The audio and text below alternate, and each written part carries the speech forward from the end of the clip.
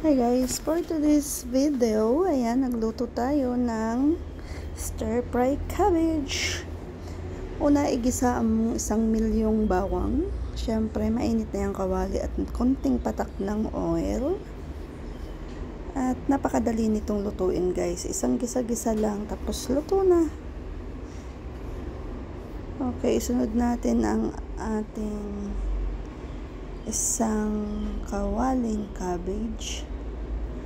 Repolyo ba? Lugay-lugay lang. Halo-haloin ng konti. At ayan na, maya-maya luto na yan. So, it's cooking time. Nakakatuwa yung sticker ng CapCut.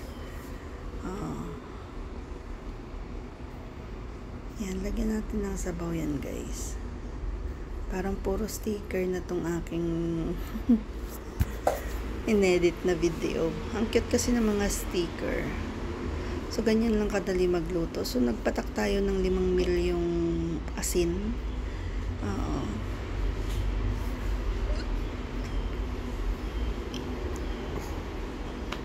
That's the stir fry cabbage.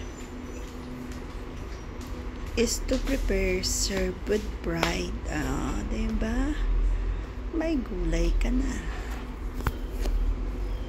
Yan, luto na siya guys. Ready, go. Thank you for watching.